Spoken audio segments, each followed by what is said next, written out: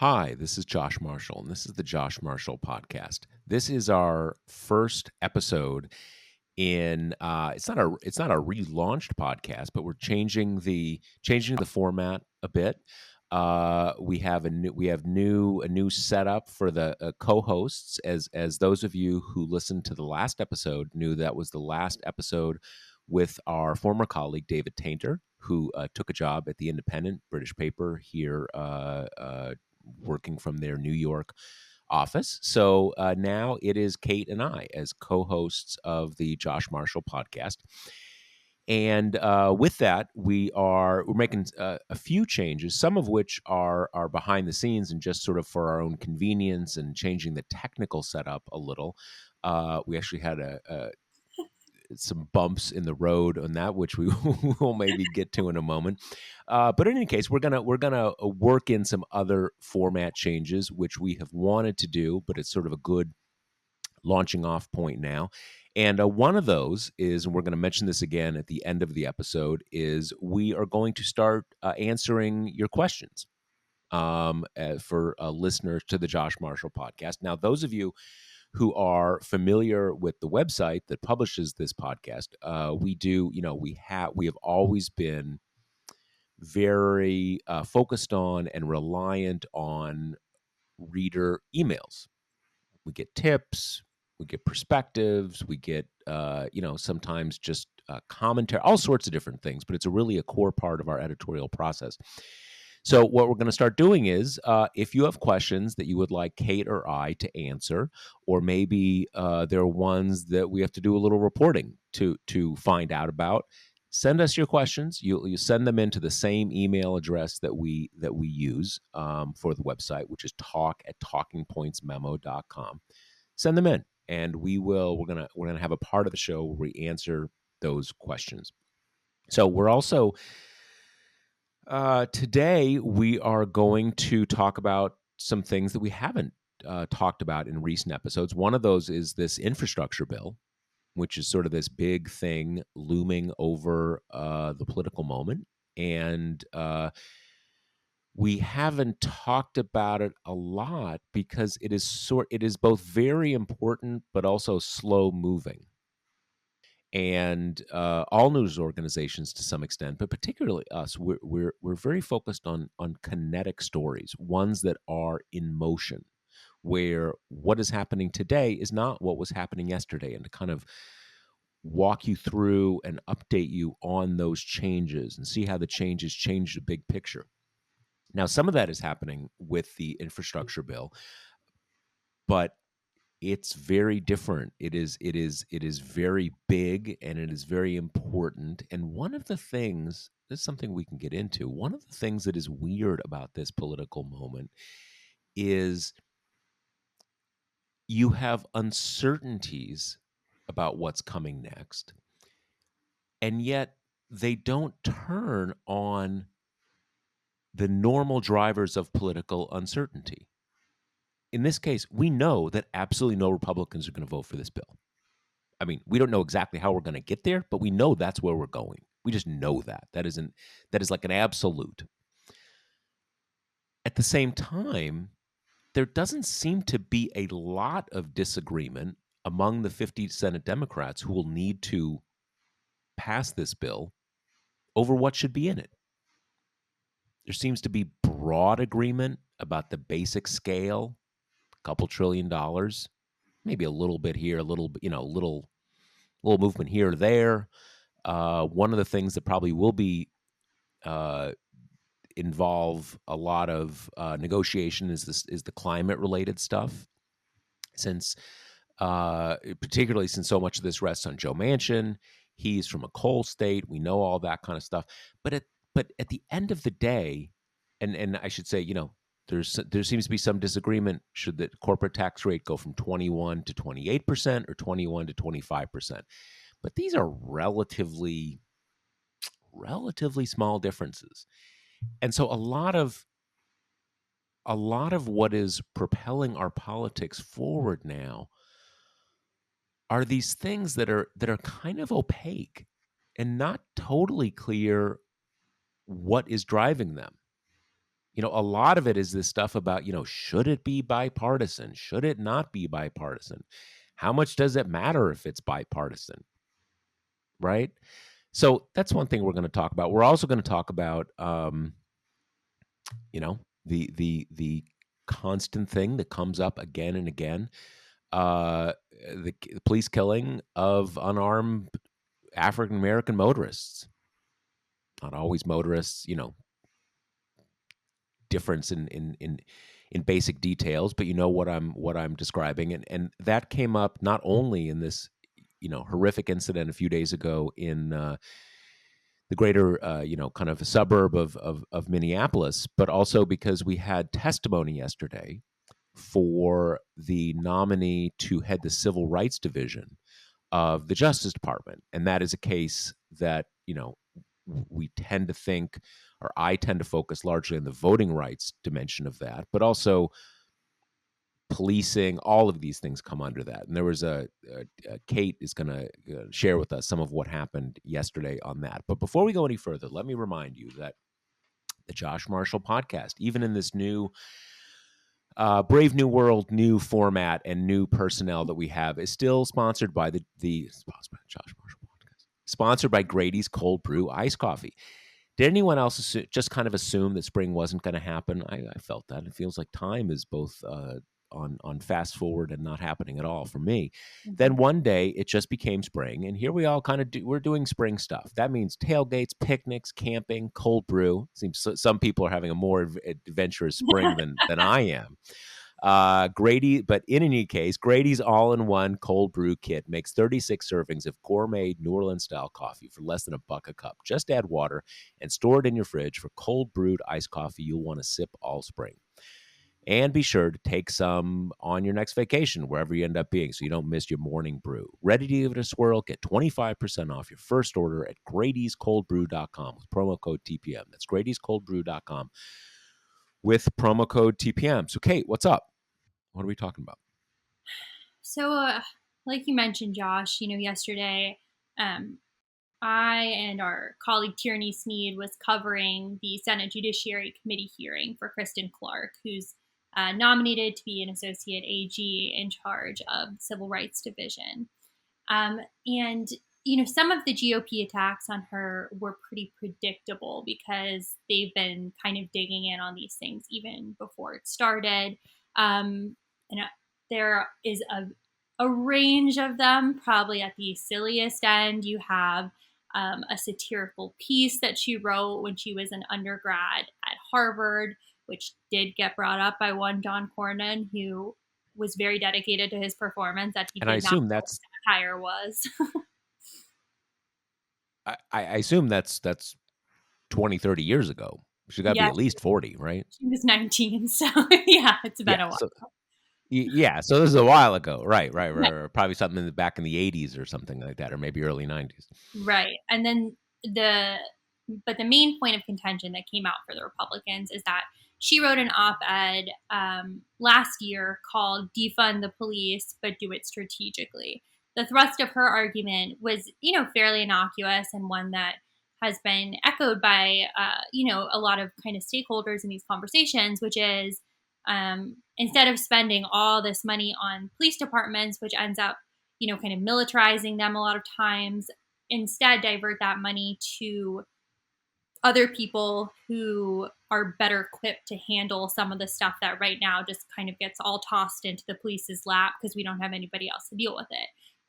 Whether that be kind of mental health care and the whole infrastructure around that, or, social workers, that kind of thing. So that's the thrust of her argument. Yet, at least 5 Republican senators in a row asked her, do you believe in defunding the police? Every time she said no. It even got into the semantics of, I didn't actually write the headline for that op-ed. That was an editor at Newsweek. And then you had Ted Cruz going through her op-ed line by line, and every time she kind of says anything about taking money away from the police, he's, yes or no, did you say that? Is that correct? Did you say that? Kind of prompting at one point Dick Durbin, who's the chairman of the committee, to step in and ask him to stop beating up the witness. And Ted Cruz accused her of filibustering, saying he's asking simple yes or no questions. So, Cruz always trying to get his little Fox News clip out of the hearing. Um, It but does. It does strike me as much as you do have this, kind of willful refusal to engage what people are actually talking about. That you still have the kind of long hand of this defund the police framing. Um, that is, it, there's a reason why Republicans keep coming back to this phrase, because it is damaging to Democrats and it pushes people towards Republicans, even on an issue where most people, most of the electorate, uh, supports reformist policies with regards to policing. When you say,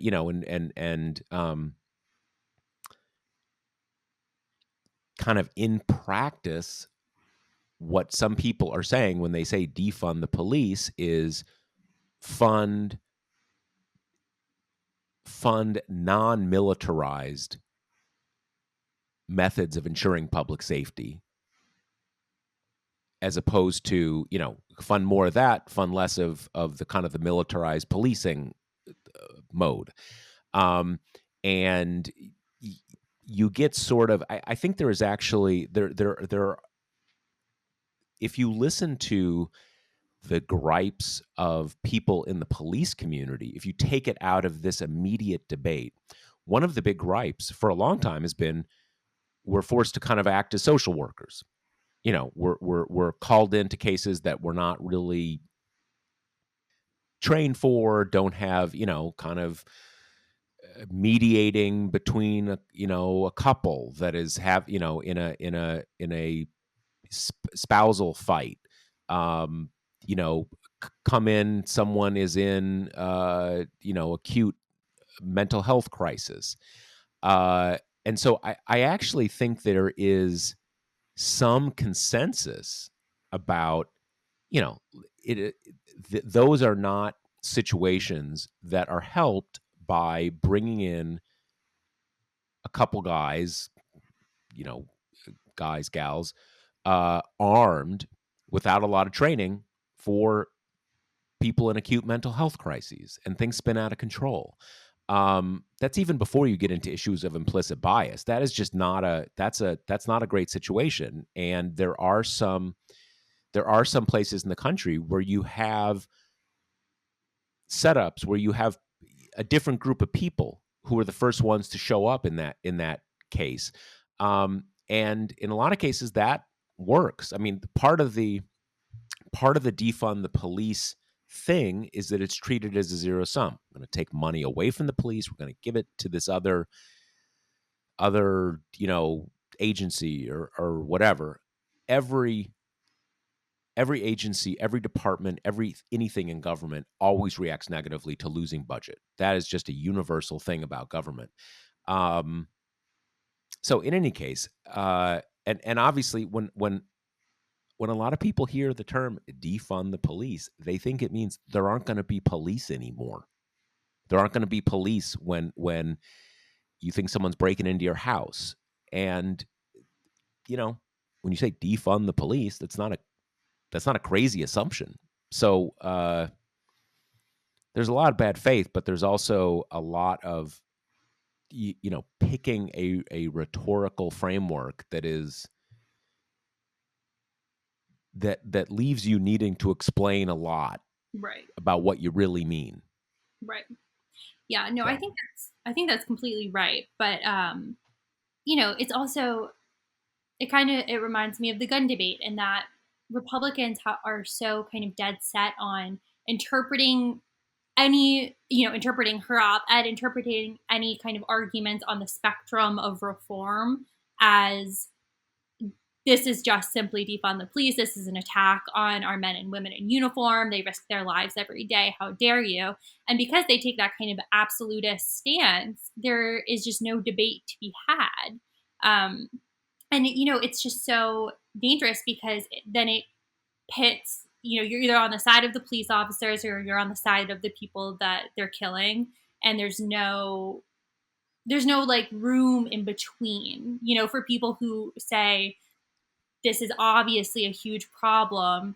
We want to fix it. Maybe a way to fix it, would help everyone. Take tasks that is not what these officers signed up to do off their plate, give them to people who are better equipped. And then in the meantime, remove some of these things, remove the weapons, remove the warrior mentality, remove, some of the issues of implicit bias. You're doing all those things at once, but when it's been construed as this, you're on this side or you're on this side and there's no in between, what are you going to do with that? There's not going to be any legislation that comes out of that or any kind of agreed on tactic to tackle it. And that's kind of why it reminds me of the gun debate, because Republicans have positioned themselves so firmly, so absolutely on the idea that any at all infringement on gun rights is a violation of the Constitution, that there's just no common ground to be had. And it's the thing about it that I think is so infuriating is you have Republicans will say, of course, after there's a massacre or after another unarmed black man is killed, in public, they'll say, this is awful. This is a tragedy. And it's like, well, you may feel that on some level, but your legislative actions don't echo that even a little bit. I mean, right now, they can't even get the Manchin Toomey background check bill passed. Even that is too much of an infringement on gun rights. So I think it's just a reflection of you take these absolutist positions and that's not a good faith negotiating partner. And we saw in Clark's hearing, it didn't matter how many times she explained herself. They weren't actually looking for her to clarify her position. They were looking to use this gotcha phrase. And it really struck you because basically all the Republicans on this committee are white men, and you have them kind of like going after this nominee who is a black woman, trying to paint her as this like radical anti-policing extremist. And it just fits well within that framework. It's, you can be on the side of the police or you can be on the side of the black people who are dying. And they were just so eager to push her on that side, and I'm sure part of that strategy is because she's black. So they're like, see, this is on the side she's on. And as Tom Cotton even said, he said, law enforcement should be terrified from watching this hearing and hearing what you have to say, regardless of the fact that Clark, has the backing of major law enforcement groups, and that her, like we've laid out, her position on police department reform is not particularly radical. But, I just think it felt so kind of emotionally charged with the backdrop we have right now of, the officer who killed George Floyd's on trial.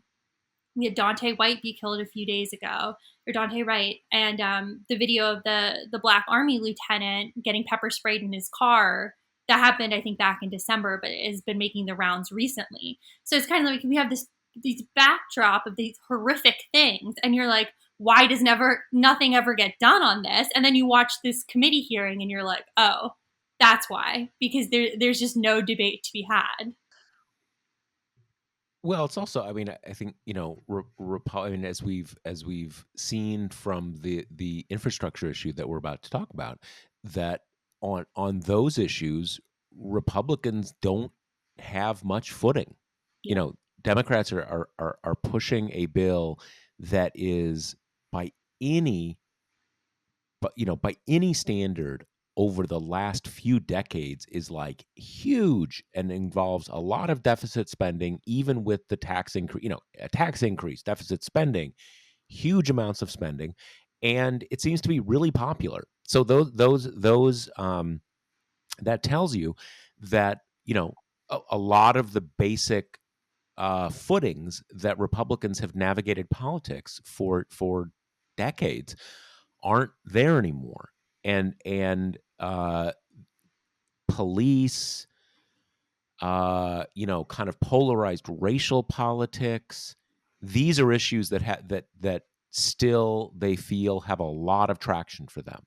So there's not really any political incentive to it doesn't in just a basic political calculus, it doesn't serve their interest to try to um,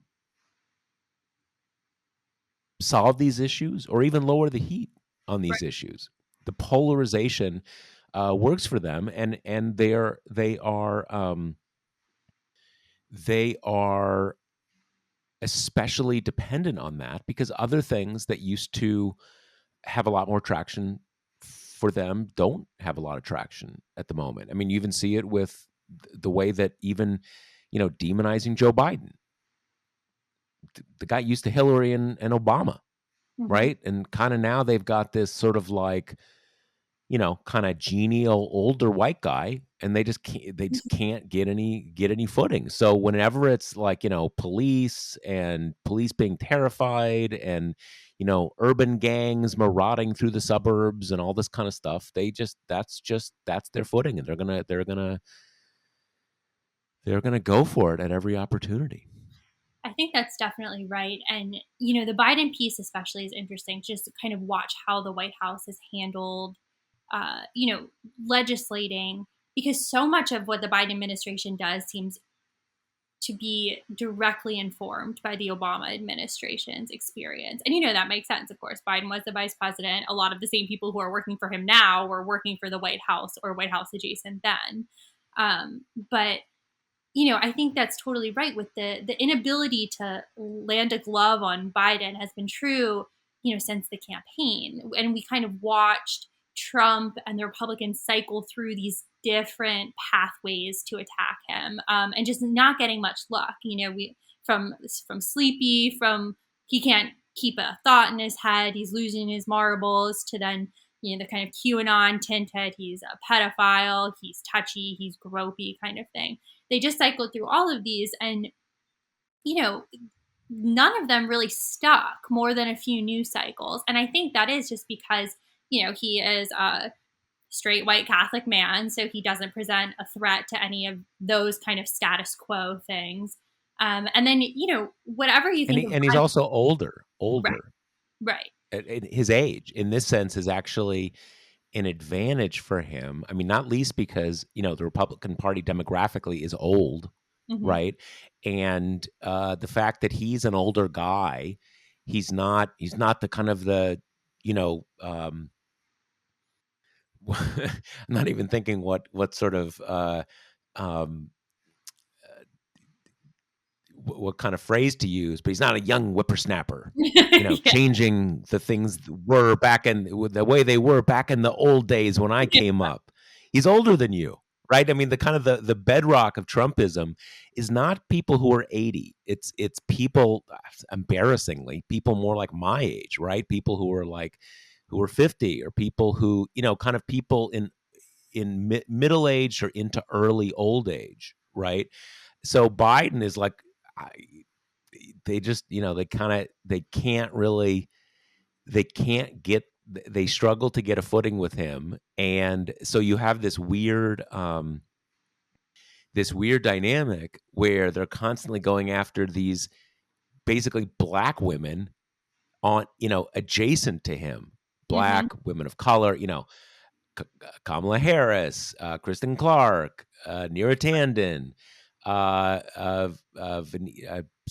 Vanita Gupta. That's Is right. my yeah, all the kind of who are near to him, and who have in most sometimes you do have a president who has one policy, and you appoint someone who is pretty far more radical than they are, or more left wing than they are, and most of these people aren't really any different. I mean, if anything, like Nero is more conservative than Biden, at least in his current incarnation. But they just have the kind of, they have like some bizarro version of gaydar, right? For the black women who are kind of near him, that they can get some like, oh, very radical, very not liking the police at all. And here we are. which is so funny too, because I think one of the earliest version of that was after Biden tapped Kamala Harris to be like, he's a senile meat puppet and she's going to be pulling the strings, which I think also didn't really work just because Harris had run in the middle of the pack. It's not like she kind of campaigned on the Bernie side of the highway. She was like nestled in there next to Biden and Right. Mayor Pete. So it's a little harder to Right. portray her as Right. a Right. crusading radical. um, yeah, But it's but also one of these things are this also gets to the infrastructure issue that we have um a lot of things about our politics, particularly, one of the novelties of the current moment is that we're seeing that on a lot of fiscal policy and taxing and spending, public seems to have a lot, bring it on. mhm. Build a million roads. Yep. Yep. $1 trillion, $10 trillion. Yep. Sounds great. Sounds great. You're going to give me a check. Great. Also great. That a lot of our politics is we only move into the polarization zone when we're talking about the, kind of demographic identity of the people involved. And a lot of that is just a lot of the electorate not comfortable with women of color or any people of color, but it's not just that, right? It's not only that. It's you it's something a little it's a huge overlap, but it's not entirely that that we that in our current politics we only kind of understand what these things mean or impute intention or goals by who the people are who are pushing it. And that is, in the current moment, you have Joe Biden, late 70s, white guy, you know, Like seems ice nice. cream. Yeah, just, Joe Biden. He's, kind of, he just, he's kind of the guy who's going to, get everybody to sit down at the table at the family picnic, right? Just, very hard for people to think, he couldn't have any bad secret motives here. He's just a kind of a nice enough guy. But you put Kamala Harris, ooh, Kamala Harris. What are you up to? All this spending, transforming America. This is the politics we have. The Kamala Harris thing has been funny to me too. And this was more kind of relevant during the campaign when she was running. But Republicans could not decide if she hated cops and wanted to defund the police or if she herself was a cop who hated black people. It was like they could not figure Right. it out. Well, that was the thing that you have this, Republicans, as you say, they're kind of getting in on like, I mean, it's also in the way that like Trump, what we're talking about here, this idea that the younger, less white people are going to take away your country hmm and they're going to take away your country and make it different and bad and they're going to make it in the cities and all that kind of stuff. That was the heart of Trumpism. All the different you have different arguments, but that's the heart of it. The middle-aged white people that the new less white people are going to take away the country from them and have the country be in cities and suddenly you're not going to be able to have anything to do in your exurb or in your rural area and everything will be terrible. And they're going to send Antifa out there and burn your house down. That was the heart of Trumpism in various manifestations. And yet he also had this kind of side hustle doing criminal justice reform, right? Sort of, letting a few people out of jail and kind of playing that angle, uh, uh, to try to mess thing, kind of throw off Democrats. And it's possible, I don't think I think we're still trying to figure out exactly what happened in the 2020 election when obviously Trump did significantly better in the Hispanic population and a bit better among African Americans. I mean, I do think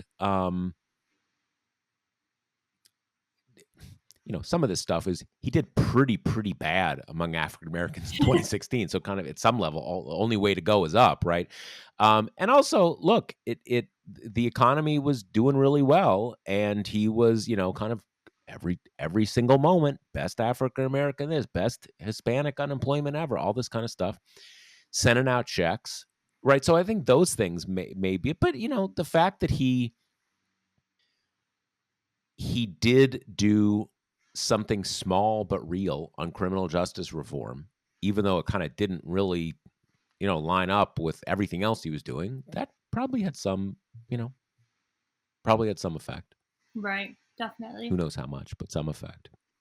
Yeah. So, we have been talking about it kind of tangentially, but we did want to get to the infrastructure package today, which now Congress returned from recess early this week. And, it's going to be the big legislative push for the foreseeable future. We have Pelosi saying she wants it through the House by the 4th of July, which means the next few months are just going to be chock full of, committee work, jockeying for each, member's kind of specific projects and priorities to get in there. We're starting to have some early like line drawing in the sand from various groups. This is just a time where I think it makes sense for everyone to kind of be like, if you don't solve my problem, I'm gonna be the problem. I'm gonna hold up this bill. And I think there's been a lot of kind of very credulous headlines saying, these so and so's are going to sink the bill unless X, Y, Z. And it's maybe they will. But we are so early in the process, and it makes sense for people to want that dynamic to be out there. Right, right. And this goes back to something I was saying before. This is all among Democrats. Yep. This entire conversation is among Democrats. I mean, Republicans are kind of sort of doing it, but it doesn't matter since everybody knows that there will be no Republicans who support this. So their threat of I'm not going to support it unless X is kind of meaningless. Whereas obviously you basically need every Democrat. I mean, you've got to, you could lose 3 or 4 people maybe in the House, but you basically need every Democrat. And that, so this does get to, again, the oddity of the political moment. Because, so let's think about this. We're talking about, she's saying she wants it through the House, which is probably it's going to go first through the House by, July 2nd. We're in April. So what? That's 3 months. Am I not great at math? May, June, July. Yeah. 3 months from now, 3+ months. No, less than I 3. think more like This is two really and a half embarrassing. to 3. Yeah, 2.5, almost 3 months. So that kind of makes me wonder, like, okay, what if that's a fast timeline? What are we going to do? What is there to decide? I mean, Biden has his plan up there. He has his plan. We know Republicans aren't going to support it. We know that there's broad support for it among Democrats, even though you get down to the nitty gritty of probably that phrase a bit. So what exactly are we doing for the next 3 months? I Yeah. mean, not rhetorically, like literally, what are they doing? What's going to happen over that period? Well, something that's been striking about the conversation to me so far is that both the administration and Democratic leaders in Congress have been very reluctant to kind of play ball on the specifics of the package. Even things like, there's been some talk about it being split into two and about doing more, kind of roads and bridges stuff in the first package and the more people centric stuff in the second package. But I mean, today at her presser, Nancy Pelosi wouldn't even really commit to whether the package is going to be broken up or not. Um, there's just been, I think there's an interest in keeping things broad strokes right now because because like we said, it's really important for Democrats to stay unified on this, obviously, due to the slim margins. And I think a lesson that they might have learned from the COVID relief package is the urgency that infused that process just worked wonders in keeping the caucus in such lockstep, because everyone felt like this is really important. We need to get it out the door as quick as possible. And that kind of has an effect, I think, on deflating a little bit the usual kind of jockeying that happens in this process, and did a pretty good job in keeping everybody together. So I think here, and I'm sure the specific haggling has already begun kind of behind the scenes, but I think right now Democratic leaders kind of have a vested interest in saying, we're working on big bold infrastructure reform. Here are some of our most important priorities in it, and we're nailing down the logistics. We're getting to it, but kind of they seem right now at least to be trying to push off the inevitable arguments that are going to happen about the kind of specific pieces of it. And then meanwhile, I think that also allows them to have the White House meetings with Susan Collins and say, we'd love to do this in a bipartisan way, but we'll see if Republicans will cooperate, even though we all pretty much know this is going through reconciliation, but you also have now So Republicans are, oh yeah. so here, yeah. So here's the question I have though. Like, is that going to come out in? And I think the answer is this: no. Is no. Is that going to come out? When they get down to that nitty gritty, is that going Mhm. to come out in committee hearings? And then the other question is how. I mean, you read the headlines, you know that okay, Joe Biden's got this plan and includes this much money for this and this much money for the other. I guess the idea is that it's still the plan is is still at a fairly high degree of generality, Mhm. and so it's if you're talking about $300 million for to transition to cleaner, transition away from fossil fuels, or did I say million? $300 billion.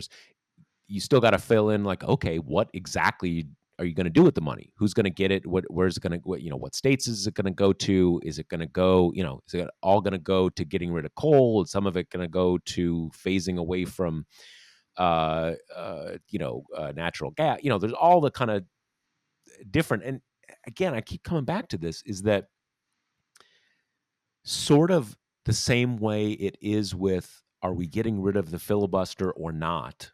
Are we doing the HR1 democracy bill or not?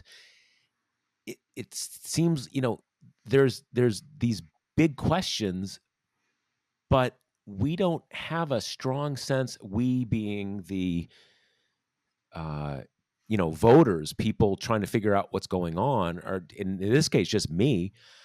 I don't have a big sense of kind of like, okay, what are the details or disagreements that we need to hash out before July 4th? Right. And who whose side am I supposed to, whose side do I want to be on? Right? Is there one faction that wants it to be bigger than not? Or is there one faction that wants it only to be or mostly to be sort of traditional roads and bridges versus, caring economy? It's all just, again, it's just like everything in this moment, it just seems very opaque to me. I think that's totally right. And, the opaqueness of this process does kind of feel to me like how, the relief plan was, which it almost felt like we were learning about some big things that were in it as it was passing, even after it passed. It was just, it went really Right, right. fast. It was really big.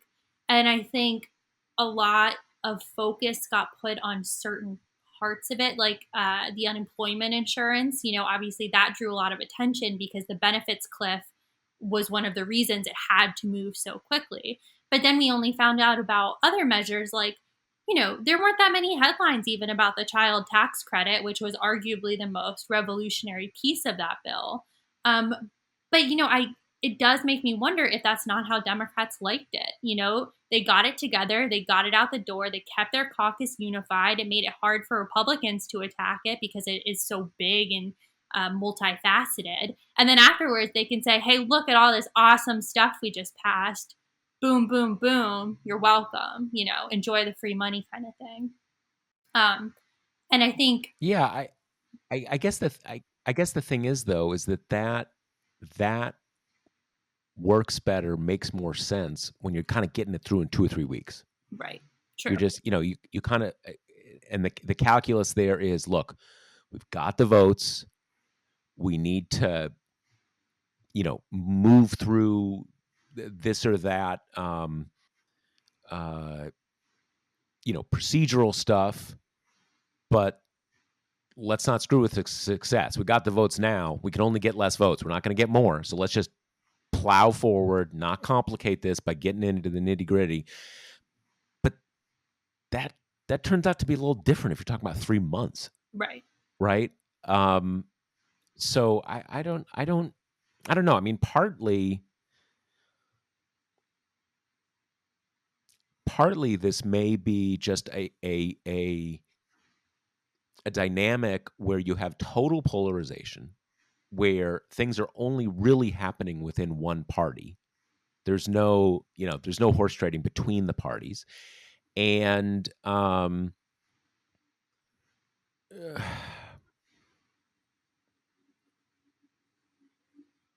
and just that, right? And Yeah. and that the margins are so small for the party that's going to have to do it. I mean, if you had, like, let's say if you had 65 Democratic votes, or and Mhm. 65% of the House, in that case, it would be entirely plausible that some people are going to say, nope, I can't support it because it didn't get enough of the stuff that I need.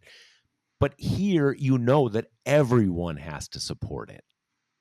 And so your threat to not support it, if you don't get what you want, sort of as you were saying before, Kate, it makes sense you're going to say that, but we know you can't really follow through because you just can't torpedo the whole thing. And if you don't support it, you're torpedoing the whole thing. I mean, one thing that um, I have heard about is that most of the New York delegation has signed on with this thing about the SALT tax. This is basically that in the old days, you could deduct, I don't know if it's most, all, basically, you didn't have, for federal taxes, you could deduct the taxes you paid in your state. So if you're from a relatively high tax state, that's important. And the 2017 um, Trump tax cut basically is a gotcha to the blue states, got rid of that, which really was a pretty big hit for especially wealthy people in those states, but even to reaching pretty far down into the middle class. Basically, not a lot, but significant. But you really were taking some level of hit. And the New York delegation is basically saying you got to reverse this, or we're not there. And I think it's like AOC and one other person are the only ones who aren't Mhm. making that pledge. But again, are you really going to torpedo the whole thing? I doubt it. I doubt it. So it all ends up being shadow boxing. And again, I mean, I know that I keep coming back to this, this politics of opaqueness, Mhm. that everything happening right now is, sort of like with the filibuster. It's so consequential. It's, you can do infrastructure with this reconciliation stuff, and maybe you can do two infrastructures with it. But that's it. You're never going to be able to do a voting rights bill with it. That's just not how it works. So you've got this thing that is hugely consequential. If you can get past this hump, there's a ton of stuff you can do. And if not, not.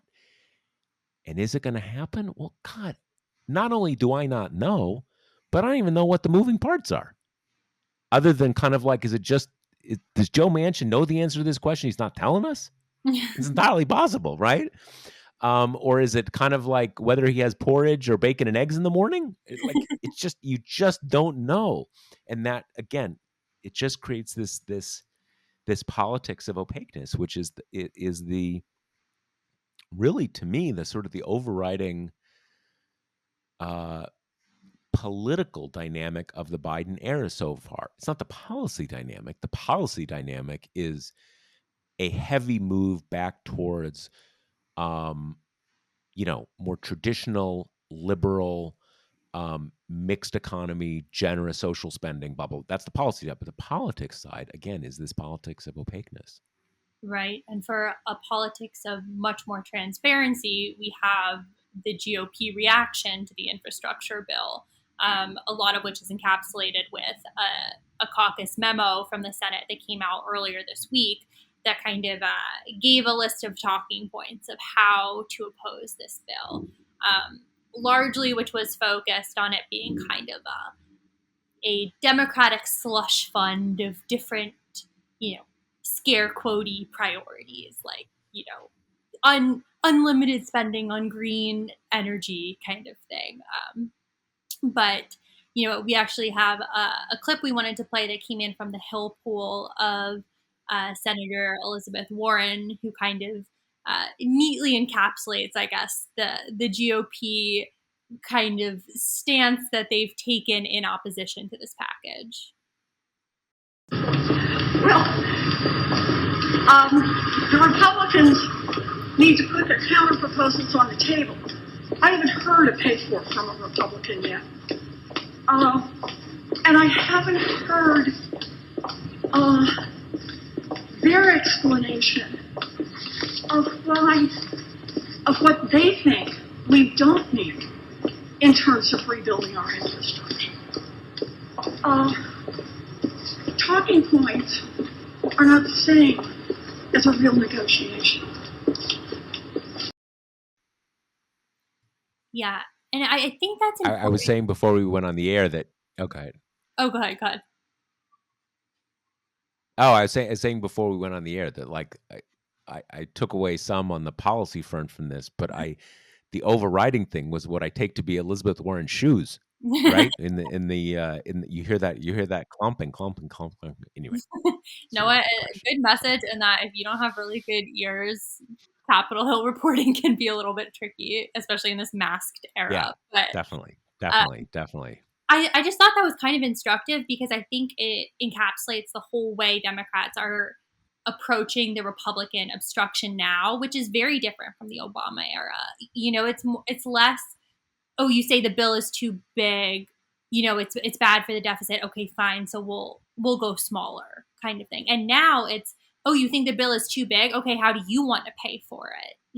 Like, you don't like the corporate tax hike? Okay, what's your counter suggestion? I think it's just a much more aggressive posture. And I know Republicans have kind of been like complaining about it as like a refusal to be bipartisan, but it's not a refusal to be bipartisan. It's honestly a refusal to be ruled by the whims of the minority who's only interested in, saying no and offering no counter proposal. So I think that posture has been, also, yeah. I think that posture has been very effective for Democrats so far. Well, I think, and more concretely, when there's two things that you take them out of the equation that things become very different. One is, if you take out of the equation any expectation that any Republican is going to vote for any of this, that changes a lot, because who cares what you say? I know you're not going to support it, so like whatever. And that was very different in 2009. Not just 2009. It kind of came up again in 2013 with comprehensive immigration reform. Blah blah blah blah. If you take that out, and if you also take out the basic idea that additional spending, additional deficit spending is a big bad thing that has to be corrected in fairly short order.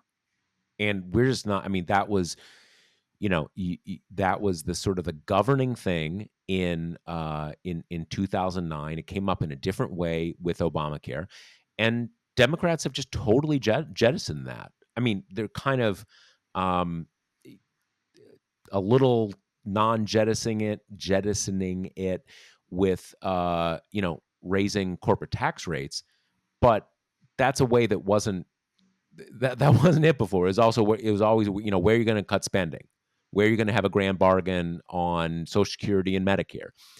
You take those two things out, and there's just not much to talk about. Right. It kind of it yes, it's much more aggressive, but that makes everything much more aggressive. If the two things if the two traction points that the opposition party is working with, you just say those don't matter. Right. Well, and I think to some degree too, the Republican Party has just kind of morphed away from the deficit hawk thing. Not to say that they don't bring it up as a point of argument. They definitely do. Like wasteful spending, slush fund, pork barrel, it definitely still comes up. But clearly, as we kind of talked about at the beginning with the defund the police thing, Republicans right now are looking for ammo in the culture war. That's why Republican leadership spent about 2 weeks on the estate of Dr. Seuss. So something like complaining about the deficit just doesn't seem to kind of have the same traction with the Trumpified constituency than it did before. So they need to kind of find something else to object to, something that kind of fits into that framework better. And I think we saw they were never really able to do that very well with the COVID relief plan. And then this time around, we've already kind of seen the pitfalls of just all out opposition to the bill without kind of homing in on everything. The big example of that, I think, was Marsha Blackburn was tweeting out these series of like graphics that said, oh, is this infrastructure? That's kind of been their big thing, a semantic discussion on what is and isn't infrastructure. But one of her slides that got ratioed to absolute death said, is this what Joe Biden thinks is infrastructure? And said something like $400 billion to elder care, which of course everyone in the entire world made fun of her for, because it's, how dare we help this very vulnerable and often mistreated population, Right. Yeah, it's I guess it's one question that is interesting to me is how much of it is that kind of deficit hawkery has less traction with Republicans' own supporters, Mm-hmm. or is it that the whole dynamic was that Democrats engaged that discourse, for lack of a better word? And I think a lot of it is that it was in many ways not so much that there was like a lot of policy agitation among Republicans about deficit spending. I mean, obviously not, since deficit spending all universally goes up a lot under Republicans. It was just that Democrats engaged in it, and as is often the case when you are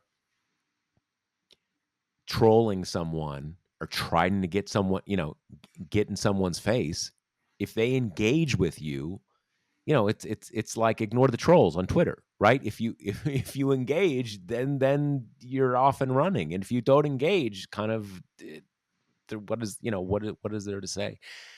Yeah. So anyway, Yeah. that is where we are on infrastructure. Yep. And we will definitely be talking about this more in the future.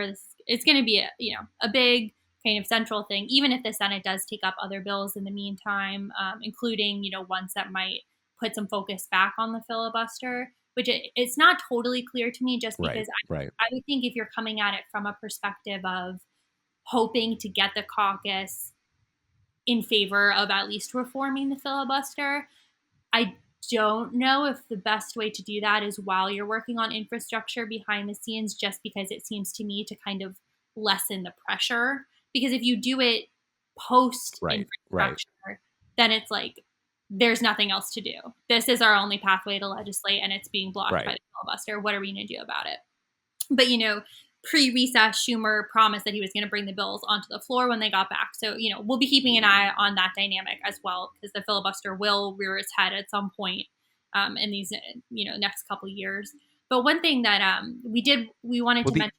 Oh, go ahead. the other, if I can, Yeah. if I can say one other thing, I was thinking we should maybe, I don't know, bring someone on, or maybe you can talk with one of the senators up there. I know kind of in the outlines, but it's still, I think it would be helpful. It would be helpful for me. I think it would certainly be helpful for our listeners. Why is it exactly you can't work on infrastructure and HR1 at the same time? It's a big Senate, right? Different people can be meeting about different things at different times. So I, I'm not saying there's no reason, but I think it would be helpful to get a little more understanding of why is that? Why can there only be one thing? One thing getting the focus at one time, especially when the country is in kind of a big crisis, and certainly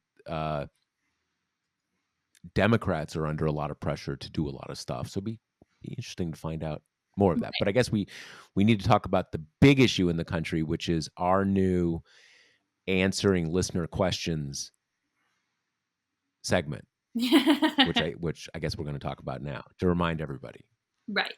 Yeah. So Josh introduced this well at the beginning of the show, just to remind you that if you're a listener, or if you know people who are readers but not listeners, and you have questions you want us to discuss or look into, email us at talk@talkingpointsmemo.com. Try to put something podcast related in the subject line, so we see it, because we get a lot of stuff there. And Josh and I will dig into some of those and address them on the next episode. Yeah, and remember, the Josh Marshall podcast is brought to you by Grady's Cold Brew Iced Coffee. You can get 25% off your first order at gradyscoldbrew.com with promo code TPM. That's gradyscoldbrew.com with promo code TPM. All right. All right. Talk to you next week. Talk to you next week. Later.